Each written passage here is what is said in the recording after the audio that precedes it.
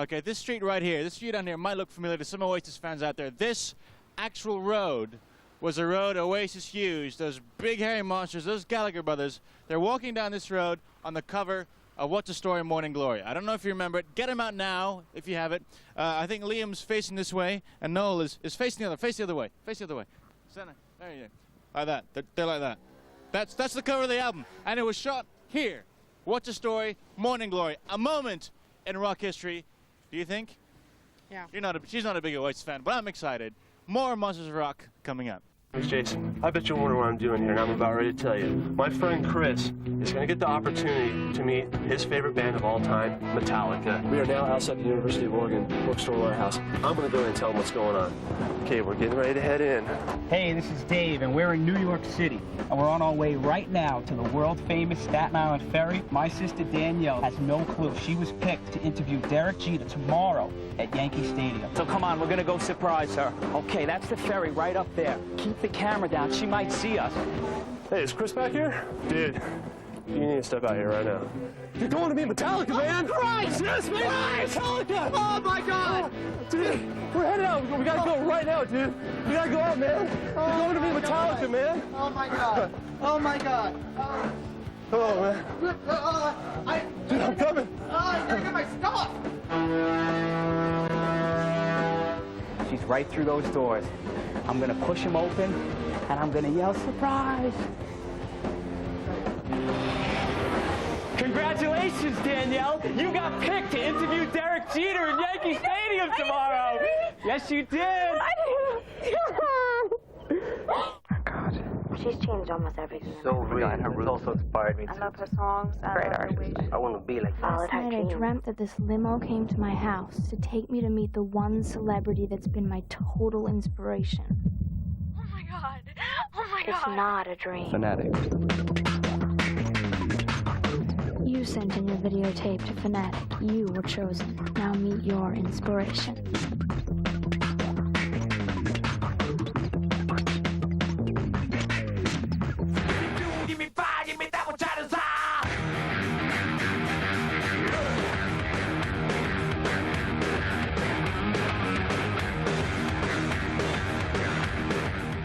They have a quote in one of their songs, Fuel, it's in, whoa, man, what number time? And yeah, there's profanity in there, but I'm taking that as a, take the chance, expand yourself. You're never going to grow if you're not willing to take a chance. This room is my safe haven because it is surrounded by Metallica, and Metallica represents everything pretty much that I believe in and that I love, and it gives me inspiration. I really dive into the lyrics and I really take in exactly what they're saying, and I take it as life's lesson.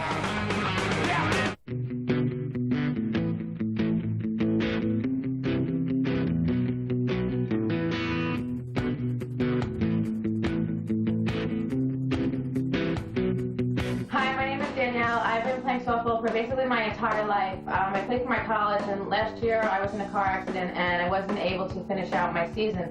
And while I was getting better, I was watching the Yankees on TV and watching Derek Jeter, and it really inspired me to get back into the game. I think Derek is a great player. He plays like no one else I know. He plays hard, he plays with heart, and he just really gives everything he's got. It really inspired and motivated me to get myself up and do what I had to do. He's a good-looking guy, but that's not my main reason to like him. I like him for what he brings to the game.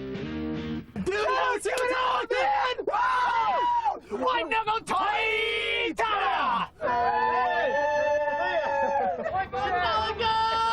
I am Derek Jeter's #1 fan. I think he is a great player, and I love what he brings to the game.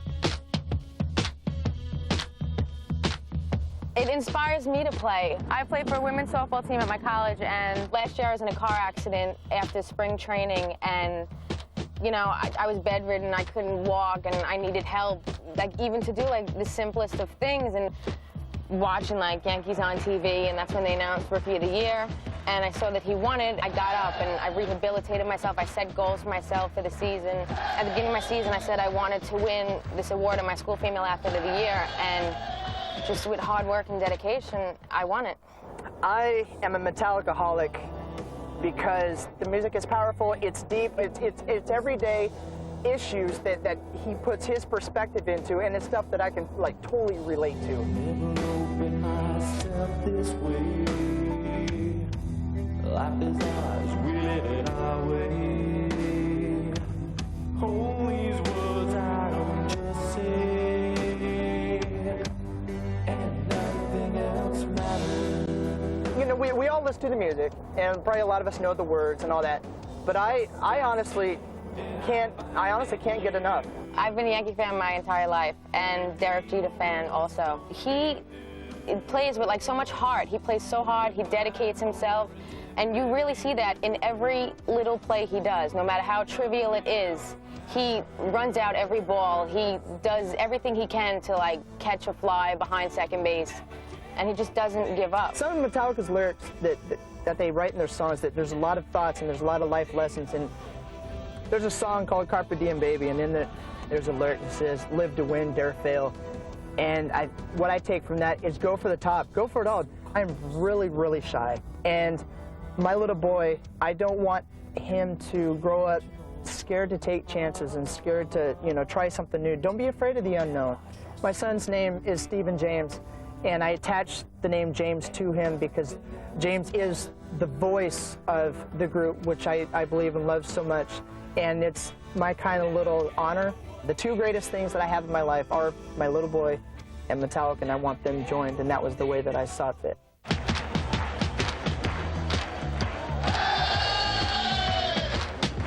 Wow. Look at his plate. Did you pack my bag, or Mommy? No, I think she did. I called her up this morning.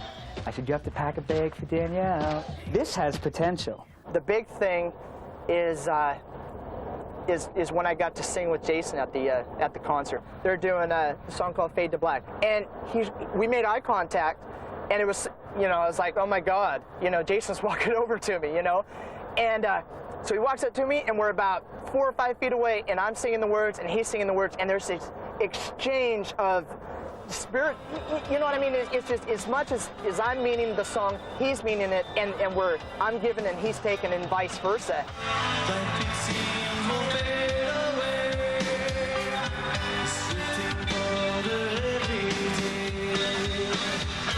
And then we got real close and we actually touched foreheads a couple times. This has been one of the greatest days of my life, and I can't wait for it to start tomorrow. Interview Jeter, be in Yankee Stadium, watch the game. But for now, I'm really tired, and I'm going to get to sleep, and I'll see you guys in the morning. Good night.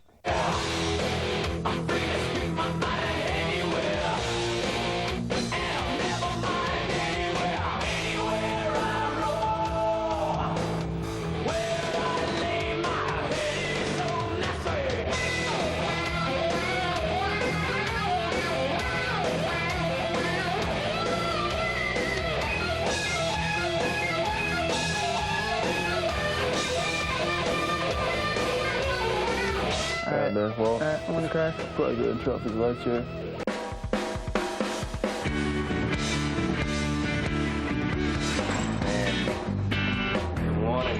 A lot of people like Jeter because of, you know, pretty face and everything like that, but I like him for what he brings to the game. Live to win, dare fail, man. Strive for the top, don't settle for second. If I had settled for second, I wouldn't be here today. I wouldn't be able to have a chance to realize my dream. Derek brought a lot to my game, seeing how he's the leader of the Yankees, and, you know, he held them together and brought them to the World Series. My team had a lot of trouble in the beginning, and we really didn't get along. And seeing how Derek motivated his team, motivated me to get my team together.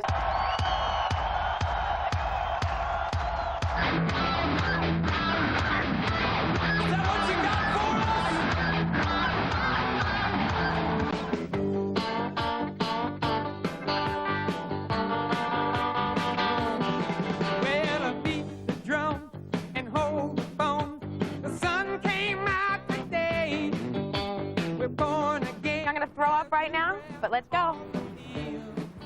This is going to be probably the greatest moment ever, ever. All right, I'm going in now to meet Derek Jeter for the first time in my entire life. This is so nuts. I can't believe I'm talking to you guys. You may not remember, and that's totally cool, because I know you guys interact with just, you know, millions of fans worldwide. May 18th, Portland, Oregon, on the Low Tour, during Fade to Black. Me and you made eye contact. Oh, put me in cold. I'm ready to Good on. Hey, what's up, man? What's happening? How you doing? How you Cool, man. Kurt. I'm Kurt. How you doing? My name's Kris. Obviously, I'm just in awe of your guys' presence. Are Lars and Jason anywhere around? Fired. Sacked him instantly. Lars is stuck in traffic and James is stuck in the audience. Or Jason's stuck in the audience. Jason's in our laundry. Yeah? Someone's got it. It's his turn. I want to take a chance just to thank you guys for putting so much effort into your music and just being there and sticking together. And, you know, a lot of groups aren't, you know, making it, and you guys are...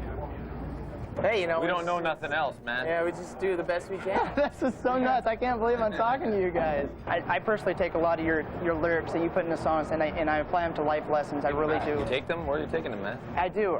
Really? Are the police after you yet? No. Speaking of Carpe Diem, baby, you'll live to win, dare fail. I'm taking it as strive for the top, man. Don't settle for second. You got to go. You got to constantly reach, or you know you're never gonna. Well, basically, it's live each day as though it's your last, because one day it will be, you know? Totally.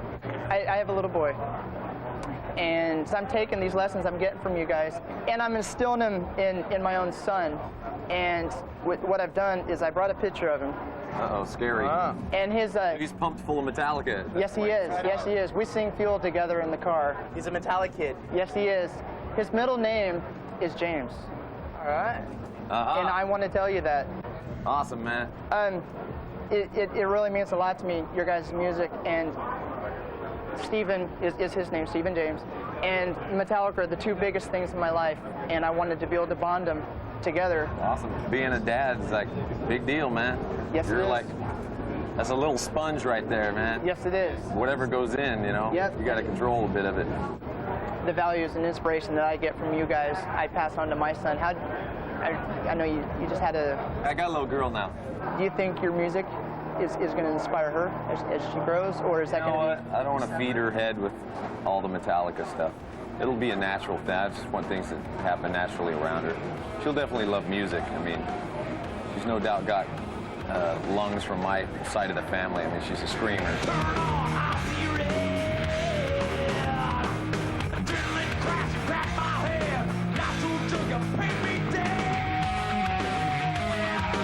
How do you feel about listening to your own music? It's pretty interesting. We always kind of sit back and start laughing, you know?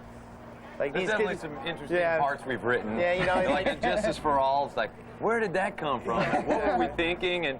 But at the time, that was it, and that's what we felt. So you go with how you feel, you know. But then we're doing it was mandatory Metallica, you know, and they A to Z. like A to Z. We're trying to figure out what the next song was, you know. And we got a lot of damn songs, man. Yeah, you do. Yeah, you do. Do you guys have favorite songs of your own? Overall thing that should not be. I love Carpe Diem, baby. I love Fixer. You know, Fight Fire with Fire. They've always just the different moods. I love Unforgiven too as well.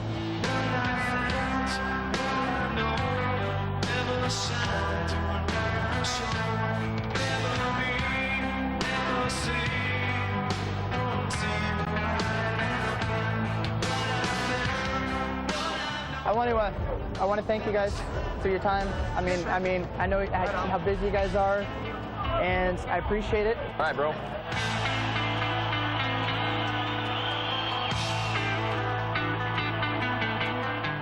Lars, buddy, how you doing?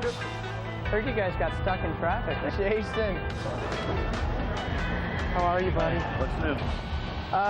This whole experience is what's new, man. Yes, it is. I really appreciate you guys taking your time out to do this because I know you're busy. I know you're busy. Wow. You like auditioning for the VJ job? Dude, you did really good. You're doing good. They should hire you.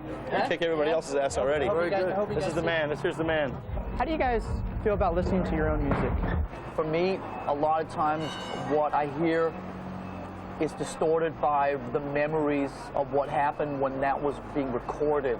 So it's like your mind goes back to a particular point in time where you remember in 1988 when we were recording Injustice for All, this was kind of what was going on in my life and so on. So that has a tendency to play a key role in how you listen to stuff. that you've done before? Hard to step back and really be objective, right? Yeah. Like from Do you have a favorite song? I love playing Sad But True. I love playing, I would say, I love playing some of the newer stuff just because we're still exploring it. You may not remember, and that's totally cool because I know you guys interact with just, you know, millions of fans worldwide. May 18th, Portland, Oregon, on the Load Tour. During Fade to Black, me and you made eye contact. And this is fat. This is real big. You walked over to me, and I was singing it directly to you. You're singing it back to me. Your lead solo, we did a couple touches of the forehead. it was when I was walking around the outside of the stage thing? Yeah, it was right during Fade to Black. Cool, man. And that, I mean, I was on Newstead High for like a month, man. I was just like, oh, Jason this, Jason that. Sorry, Lars, but I mean... You're not gonna like pull out a ring or anything? No, actually, what I am gonna pull out, that really inspired me. I mean, that really lifted me to a new level. I don't play a bass, but I'm learning to play guitar.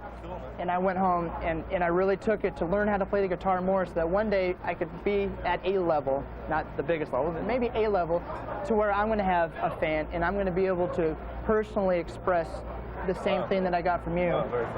And I wanted to tell everybody the story that I could, as many people as I could. It was real moving. And the article got printed in Metal Edge magazine. It's really Very cool, Kris. Thank you. Very cool, man. Thanks for the good words. I'm glad that we were able to, have that thing. That's what it's all about for me too, man. So cool. And you guys go out and rock those guys, man. Kris, that's in the house! You know they're waiting to see you, buddy. You know it. Lars, go tear out the skins, buddy. Go Cool. tear out the skins. Nice one. Little buddy Lars. Yankee Stadium.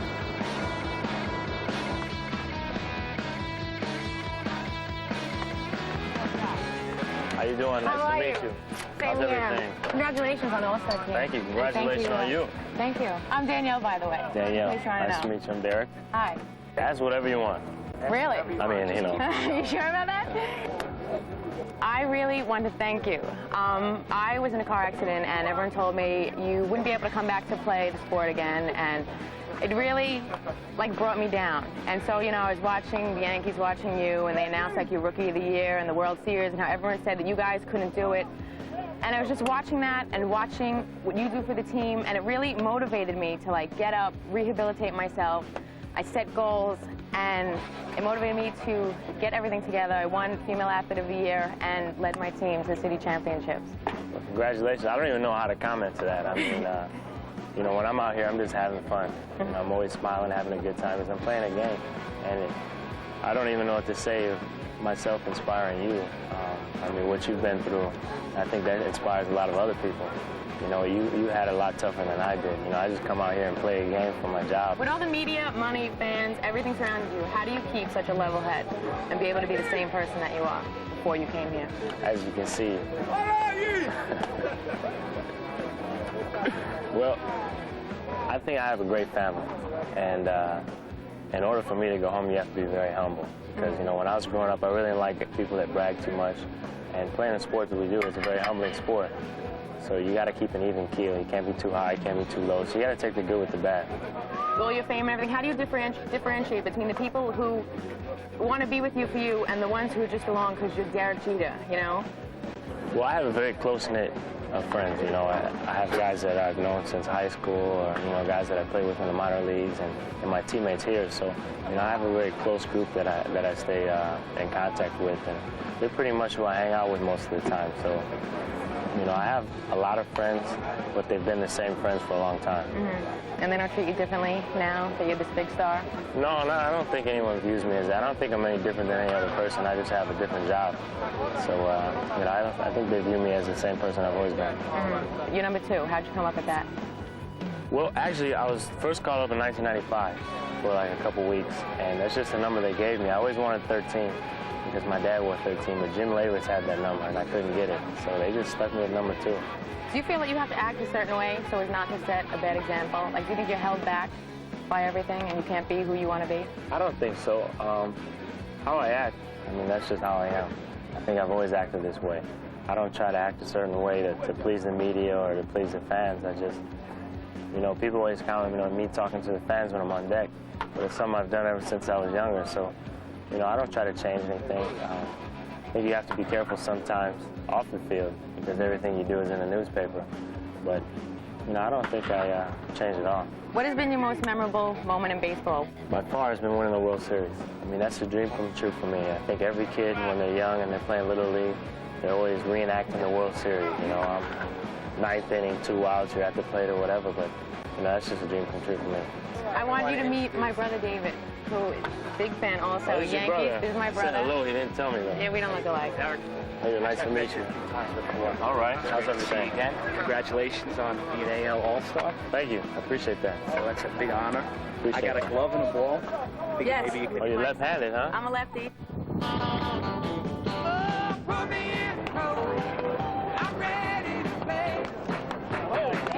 Got a good arm. You should be a pitcher.